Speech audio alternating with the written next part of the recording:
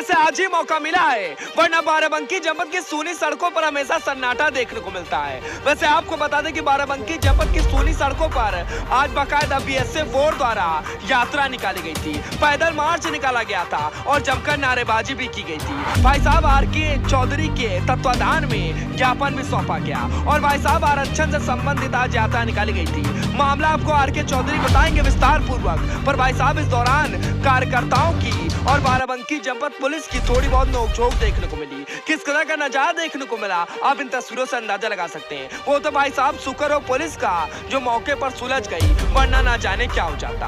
फिलहाल आप आर.के. चौधरी का बयान सुनिए, बाकायदा पूरी जानकारी दे रहे हैं। आरक्षण के समर्थन में आंदोलन शुरू हुआ है और ये आंदोलन हमने शुरू किया है 20 फरवरी को, जब सुप्रीम कोर्ट ने पहला फैसला किया है 7 फरवरी को।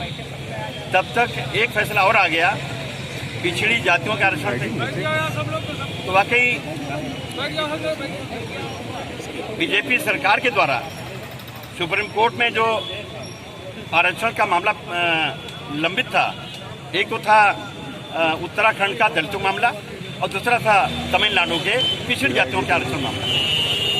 सुप्रीम कोर्ट ने फैसला दोनों कर दिया। पहला फैसला किया दलितों का 7 फरवरी को और ओबीसी का पिछड़ी जातियों का 11 जून को।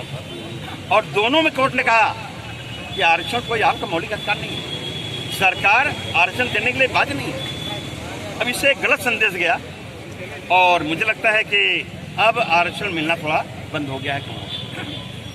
ये बीजेपी सरकार ने देश के संविधान को न मान के मनुस्मृति को ही अपना संविधान मानती है और तभी जब से सरकार बनी तब से दनादन बाबा साहब डॉक्टर अम्बेडकर के बनाए संविधान के खिलाफ फैसले करते जा रहे हैं। अब जैसे पूरा देश चल रहा है, बड़े बड़े विभाग हैं, सरकार लगी है उन विभागों को प्राइवेट करने में, क्योंकि उसमें प्राइवेट सेक्शन में आरक्षण नहीं है, प्राइवेट सेक्टर में आरक्षण नहीं है। तो सरकार जो भाजपा की सरकार है ये बाबा साहब डॉक्टर अम्बेडकर संविधान को नहीं मानती। बाबा साहब अम्बेडकर दुखी थे उस समय जब संविधान की रचना करने में लगे थे।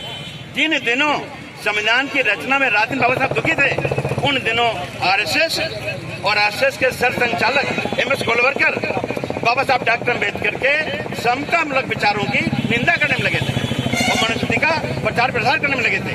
इसीलिए बाबा साहब डॉक्टर अम्बेडकर को संविधान सभा में 26 नवंबर 1949 कहना पड़ा कि संविधान चाहे कितना भी अच्छा हो, यदि उसे लागू करने वाले अच्छे नहीं होंगे तो अच्छा संविधान भी बुरा होगा। यदि लागू करने वाले अच्छे होंगे तो यही संविधान अच्छा होगा। दरअसल आरएसएस की भगवा सरकार बाबा साहब अम्बेडकर संविधान को नहीं मानती। यही कारण है कि आरक्षण के विरोध में फैसले दन होते जा रहे हैं। फैसला किसने किया? आप जानते हैं, जिस सुप्रीम कोर्ट ने फैसला किया है अयोध्या का, और फैसला करने के शाम को रिटायर हो गए। अगले दिन बीजेपी ने अपने कार्यालय बुला लिया और बीजेपी ज्वाइन करा लिया, बाद में राजसभा भेज दिया। तो अगर ये सेटिंग होगी तो निश्चित तौर पे अब देश आने वाले दिनों में संविधान के अकॉर्डिंग नहीं चलेगा, बल्कि मस्ती के अकॉर्डिंग चलेगा। यही कारण है कि देश का दलित, देश का पिछड़ा दुखी है, उसे शंका हो रही है कि आने वाले दिनों में आरक्षण हमारा खत्म हो जाएगा, संविधान खत्म हो जाएगा, फिर देश आने वाले दिनों में कहीं न कहीं किसी गुलामगिरी हो जाएगी। इसलिए हमारा फर्ज बनता है, जो संगठन है भारतीय संविधान संरक्षण संघर्ष समिति, आज सड़कों पर उतर के आने वाले दिनों में और अच्छी तरह सड़कों पर उतरेगा और देश में कोहराम मचा देगा और बाबा साहब अम्बेडकर संविधान को बचाएगा, आरक्षण बचाएगा। क्या स्ट्रेटेजी रहेगी मूवमेंट की आपकी? अभी तो उत्तर प्रदेश के जिलों में वर्कर मीटिंग करके कहीं 500, कहीं 1000, कहीं 200, कहीं 400 लोग आएंगे, हम ज्ञापन देंगे। उसके बाद संभवतः 26 जुलाई को उत्तर प्रदेश भर के लोग आएंगे लखनऊ और बड़ा आंदोलन करेंगे और फिर आने वाले दिनों में अगर सरकार न मानी तो ये आंदोलन पूरे देश फैलेगा। कुछ